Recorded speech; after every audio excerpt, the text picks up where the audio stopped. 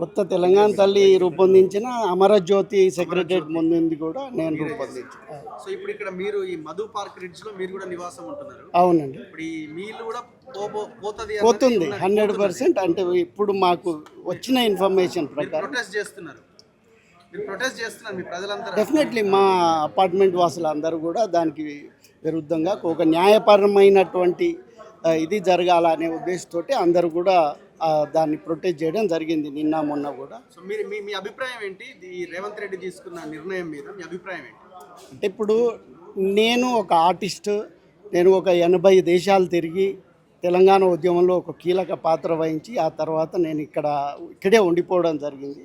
So నా అభిప్రాయంలో అభివృద్ధి అనేది అన్ని రంగాల్లో అన్ని రకాలుగా కూడా భారతదేశం అభివృద్ధి చెందాల్సిన అవసరం ఉంది. అందులో definitely river front development, beautification. ఎందుకంటే మనం చాలా దేశాలతోటి టెక్నాలజికల్గా పోటీ పడుతున్నాం, కానీ మనం అంబియన్స్కి వచ్చేసరికి ఇంకా కొంత వెనుకబడి ఉన్నట్టు నా అభిప్రాయం. ఎందుకంటే చాలా చిన్న చిన్న కంట్రీలు కూడా అద్భుతంగా డెవలప్ అవుతున్నాయి.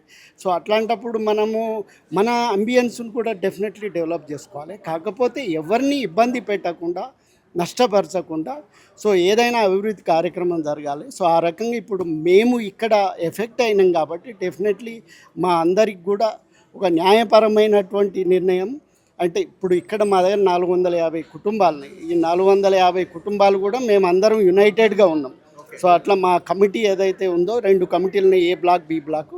సో ఆ కమిటీల నిర్ణయము అండ్ జనరల్ బాడీ మీటింగ్ నిర్ణయమే మా తుది నిర్ణయము. సో అందులో నా ఒక్కని వ్యక్తిగత అభిప్రాయం అనేది చెల్లదు. మీ ఫ్లాట్ ఉంది, ఇందులో మీరు కష్టపడి కొనుక్కున్న ఫ్లాట్. సో అందరు వాళ్ళ పెయిన్ వాళ్ళు చెప్తున్నారు, ఇది కూడా పెయినే కదా. డెఫినెట్లీ నేను అదే అంటున్నా. సో ఇప్పుడు ఏ మహాత్మా గాంధీ స్టాచ్యూ కావచ్చు, ఇంకెవరి స్టాచ్యూ అయినా కానీ ఇంకొకరు కన్నీళ్ళ మీద కట్టద్దు కదా. సో కాబట్టి నేను అనేది ఏంటంటే తప్పనిసరిగా అభివృద్ధి అనేది చాలా ఇంపార్టెంట్, కానీ ఎవరిని బాధ పెట్టి, ఇబ్బంది పెట్టి, నష్టపరిచి సో అభివృద్ధి అనేది జరగద్దు. సో నాకు వ్యక్తిగతంగా ఒక 35-40 సంవత్సరాలుగా రేవంత్ రెడ్డి గారు పరిచయము.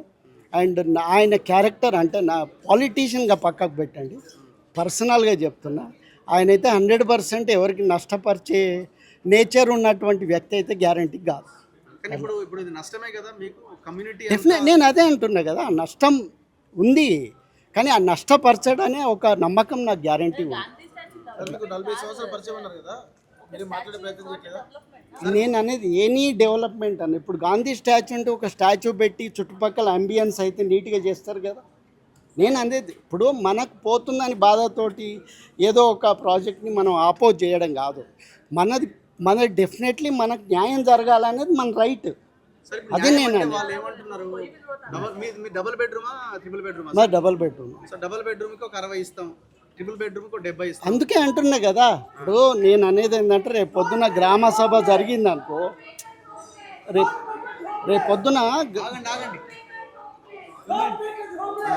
రేపు గ్రామ సభ జరిగిన తర్వాత అభిప్రాయాలు ఏంటి అనేది క్లారిటీ వచ్చిన తర్వాత మా కమిటీ ఉంది, మా జనరల్ బాడీ మీటింగ్ ఉంది. ఇప్పుడు మేడం చెప్పారు తన అభిప్రాయం. సో అట్లా నా అభిప్రాయం ఒకటి ఉంటుంది. ఈ 450 కుటుంబాల అభిప్రాయాల్ని అక్కడ క్రోడీకరించి వాళ్ళందరి బెనిఫిట్ కోసం, అందరి మంచి కోసం, ఒకవేళ మంచి జరిగితేనే అందరూ ఒప్పుకుంటారు, మంచి జరగకపోతే ఒప్పుకోరు.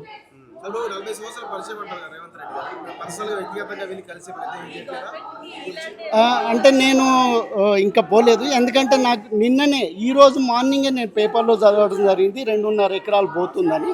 అంతవరకు కూడా మనకి ఏం రాలేదు, ఆన్ పేపర్ ఏది రాలేదు. సో కాబట్టి ఇప్పుడు నేను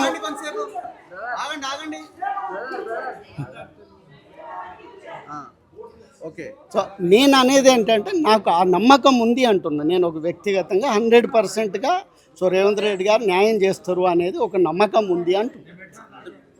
ఇక్కడ అనేక అక్రమ కట్టడాలు ఉన్నాయి, కేవలం ఈ ల్యాండ్ దగ్గరనే కట్టాల్సిన అవసరం. అదే అంటే ఇప్పుడు నేను అనేది ఏంటంటే వాళ్ళు తీసుకున్నటువంటి ప్లాన్ ఏంటో, దాని డెవలప్మెంటల్ యాక్టివిటీ ఏంటో తెలియదు. కానీ నేను ఒక ఆర్టిస్ట్గా చూసినట్టయితే నాకు ప్రాజెక్టు అర్థమైపోద్ది. ఏంటిది, ఇక్కడ మన బాపు ఘాట్ ఉన్నది, సో బాపు ఘాటి దగ్గర ఉంది, దీని పక్కపొంటి గవర్నమెంట్ ల్యాండ్ 25 ఎకరాలు ఉంది, మాదొక 6.5 ఎకరాలు ఉంది, ఈ పక్కకి ఆర్మీ డిఫెన్స్ సంబంధించిన ల్యాండ్ ఉంది. సో ఇదంతా ఒక గవర్నమెంట్ దాంట్లో ఈ మధ్యలో 6.5 ఎకరాలు ఇది ఉంది కాబట్టి సో ఇది కూడా ప్లెయిన్ ల్యాండ్ అయినప్పుడు ఏదన్నా పెద్ద ప్రాజెక్ట్ చేయడానికో సో ఏదన్నా పెద్ద what ever the concept, so ఆ కాన్సెప్ట్ నాకు తెలియదు. కానీ ఆ ప్రాజెక్ట్ ఏదైనా పెద్ద కట్టడం కట్టాలన్నా విశాలమైన ప్లేస్ అవసరం, కానీ చిన్న ప్లేస్లో మనం పెట్టలేం కదా. సో కాబట్టి ప్రభుత్వానికి ఏం ఆలోచన ఉంది తెలియదు నాకు. కానీ ఇప్పుడు నేను మీరు నెగటివ్గా చూస్తున్నారు. నేను ప్రాజెక్ట్ బెనిఫిట్ మీరు అడగద్దు, ప్రాజెక్ట్ బెనిఫిట్ గవర్నమెంట్ చూసుకుంటుంది, మనకేం నష్టం అవుతుందని మనం మాట్లాడాలి. అంతేగాని ప్రాజెక్ట్ బెనిఫిట్ అది ప్రభుత్వ నిర్ణయం. ప్రాజెక్టులు ప్రభుత్వం చేస్తుంది. ఇప్పుడు రోడ్ వేస్తుంది అభివృద్ధికి, సో రోడ్ వేయద్దు అని అంటే ఆడ ఇబ్బంది పడేటోళ్ళు డెఫినెట్లీ దాని రైట్ కోసం కొట్లాడాలి, తప్పేం లేదు. అది ఇంపార్టెంట్. నేను అనేది కూలగొట్టకుండా ఉన్న స్థలంలోనే అడ్జస్ట్ చేసి కట్టొచ్చు కదా గవర్నమెంట్, అది మీరు క్వశ్చన్ చేయలేరు. నేను అదే ఒక్క నిమిషం అమ్మా నువ్వు ఆగు.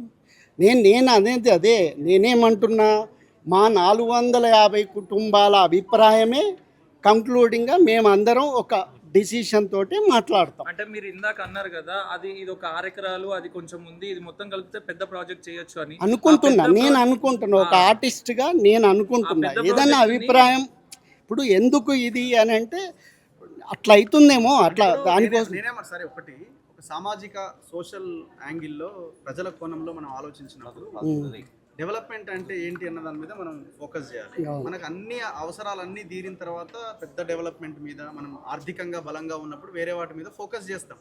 ఇప్పుడు ఇంట్లో కూడా మనము కుటుంబము మన అవసరాలన్నీ తీరిన తర్వాత వేరే వాటి దృష్టి పోతుంది మనకి. అదేం లేకుండానే మనం పత్రాలు బంగారం కొనడానికి నిచ్చం లేం కదా, చేయం కదా.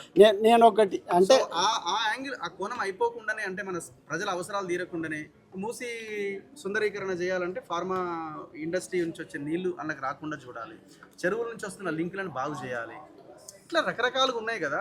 అదే నేను అనేది అదే. ఇప్పుడు నేను అనేది ఈ మూసీ ప్రాజెక్టులో ఏమేమి అభివృద్ధి కార్యక్రమాలున్నాయి, మీరు అన్నట్టు వాటర్ ప్యూరిఫికేషన్ ఉందా, ఇవన్నీ నాకు ఐడియా లేదు. ఆ ప్రాజెక్ట్ రిపోర్ట్ అనేది నేను చూడలేదు, నాకు తెలియదు. కానీ నేను అనేది ఏంటంటే అభివృద్ధి అనేది ఇంపార్టెంట్ అంటున్నా నేను, కానీ అది ఎవరికి నష్టం జరగద్దు అంటున్నా. సో ఎందుకంటే నేను కూడా నష్టపోయేవాడిని కదా. ఇప్పుడు నేను 80 దేశాలు తిరిగి వచ్చి అభివృద్ధి చెందిన దేశాలు చూసి నా దేశం కూడా అట్లా కనబడాలనేది నా కోరిక. సో అందుకని నేను ఆ కాంటెక్స్ట్ ఇప్పుడు పాపం ఆవిడ ఆవేదన ఉంది, అది 100% కరెక్ట్. కానీ ఇప్పుడు నేను ఒక ఇంటర్నేషనల్ ఎక్స్పోజర్ ఉన్న వ్యక్తిగా నా భారతదేశం కూడా అభివృద్ధి చెంది ఒక అమెరికా లాగాను మనోళ్ళు అక్కడికి పోవడం కదా, వాళ్ళే ఇక్కడికి వచ్చే విధంగా మనం తయారు కావచ్చు కదా అని నా అభిప్రాయం, నా డ్రీమ్ అది. అట్లా విద్యాలయాల అభివృద్ధి అవసరమా, విగ్రహాల అభివృద్ధి అవసరమా? దానికే ఇప్పుడు మనము ఫర్ ఎగ్జాంపుల్ సో మనము మన గొప్పతనం బయటికి చెప్పాలంటే మనం చినిగిపోయిన బట్టలతోటి పోతే ఏమంటారు, మాట చెప్తున్నారు. సో ఇమీడియట్గా ఒక నెగిటివ్, అరే వీడు తక్కువ ఉన్నాడు కాబట్టి పెద్ద ప్రాజెక్టులు ఇవ్వడానికి లేదంటారు. సో మనం ప్రపంచంతో పోటీ పడుతున్నామని చూపించుకున్నప్పుడు మనకు ఇంటర్నల్ ఇష్యూస్ ఉంటాయి, ఎక్స్టర్నల్ ప్రజెంటేషన్ ఉంటుంది. సో ఆ రెండు ట్యాకిల్ చేయాల్సిందే. సో అది పాలిటీషియన్స్ వాళ్ళు తీసుకునే నిర్ణయం. కానీ ఒక ఆర్టిస్ట్గా అభివృద్ధి ఇంపార్టెంటా కాదా అనేది, ఒక ఎస్థెటిక్ ఇంపార్టెంటా కాదా సొసైటీలో అనేది నేను నా అభిప్రాయం చెప్తాను. గాంధీ మనవాడు ఇదంతా చూసిన తర్వాత ఆయన ఎక్కడో ఉన్నాయని ఒక ట్వీట్ చేసిండు, అవసరం లేదు మాకు ఇది, మాకే ఇష్టం లేదు ఇది, పేదల ఇల్లు కూల్చి విగ్రహం పెట్టుడైంది, గాంధీ కూడా ఒప్పుకోడు ఇది అని అంటున్నాడు. అండ్ డెఫినెట్లీ ఆయన ఒక సామాజిక స్పృహ ఉన్నటువంటి వ్యక్తి. డెఫినెట్లీ ఆయన అభిప్రాయం ఆయన డెఫినెట్లీ చెప్పిండు. నేను సామాజిక కోణం మాట్లాడట్లేదు, ఒక ఎస్థెటిక్ వాల్యూ అండ్ మన భారతదేశ యొక్క ఇంపార్టెన్స్ ఎస్థెటిక్గా కూడా సో ఉండాలి అనేది నా అభిప్రాయం. సో అది ఈ ఎవరెవరికైతే ఇబ్బందులు అవుతుందో అవన్నీ ప్రాపర్గా హ్యాండిల్ చేసుకొని అభివృద్ధి చెందాలి. సో మనం తింటలేము అని చెప్పి మనకు కావాల్సిన ఇంపార్టెంట్ చూయించుకోకుండా ఉండలేం కదా, తప్పనిసరి. ఇప్పుడు మనం పెళ్ళి చేసినప్పుడు ఆర్భాటాలు చూపించాల్సి వస్తుంది. సో మరి ఆర్భాటాల్లో ఇంట్లో ఉన్నదా లేదా అనేది ఎవరు చూస్తారు? కానీ ఆర్భటం అనేది కూడా ఇంపార్టెంటే. సో కాబట్టి పోయి ఆస్తులు అమ్ముకొని ఆత్మహత్యలు అయితే అదే అంటున్నాను నేను అనేది, ఇంతకుముందు చెప్పిందే అది. ఇంతకుముందు నేను అదే చెప్పిన. ఇప్పుడు అది ఇంపార్టెంట్, ఇది ఇంపార్టెంట్. ఇది మరీ మనం తింటలేం కదా అని బట్టలు చెప్పుకొని బయట కనబడితే మనకేం వాల్యూ ఉండదు కదా, గౌరవం ఇయ్యరు కదా సమాజం. బయటికి పంపిస్తున్నారు, అది ఇక్కడ ఉన్నటువంటి అందే పరిస్థితి. అదే సార్, ఇప్పటి వరకు నేను అదే చెప్తున్నా. అపార్ట్మెంట్లను ఒక్క తొలగిస్తామని నిమిషం. ఏమంటారు? ఎవ్వరికి ఇబ్బంది పెట్టద్దు, అది మా రిక్వెస్ట్ గవర్నమెంట్ నుంచి. ఓకే. డెఫినెట్లీ ఇబ్బంది పడద్దు. మా 450 కుటుంబాలు కూడా 100%గా అందరూ హ్యాపీగా ఫీల్ అయితేనే ఇక్కడ నుంచి ఏమన్నా నిర్ణయం సార్ తీసుకుంటారు. ఇప్పుడు ఏదైనా కంపెనీ పెడితే ఎంప్లాయ్మెంట్ దొరుకుతుంది, వర్క్ దొరుకుతాయి వేరే వాళ్ళకి అనుకోవచ్చు. బట్ స్టాచ్యూ పెట్టడం వల్ల మీరు ఏం ఉపయోగం అనుకుంటున్నారు జనాలకు కానీ మన తెలంగాణకు కానీ? నేను ఇప్పుడు దానికి చెప్పిన ఇక్కడ ప్రాజెక్ట్ వివరాలు నాకు తెలియదు. సో ఒకవేళ ఇక్కడ ఏమన్నా పెద్ద ఎంటర్టైన్మెంట్ అమ్యూజ్మెంట్ కడుతుండ్రా, మహాత్మా గాంధీ కడుతుండ్రా, లేకపోతే ఏం కడుతుండ్రు మాకు ఇంకా క్లారిటీ లేదు. కాకపోతే ఏంటంటే ప్రతి దాంట్లో కూడా ఏదో ఒక ఎంప్లాయ్మెంట్ అనేది ఉంటుంది. అది ఏ రకంగా ఉంటుందో నాకు తెలియదు. ఆ ప్రాజెక్టు చూస్తే కానీ మనం ఏం అసెస్ చేయడానికి లేదు. కానీ నేను ఒక ఆర్టిస్ట్గా అద్భుతంగా ఉండాలి, నీట్గా ఉండాలి, సో బ్యూటిఫుల్గా ఉండాలి నా దేశము, నా ప్రాంతము, నా హైదరాబాద్ కూడా ఉండాలి అనుకుంటున్నా అంతే. ఓకే.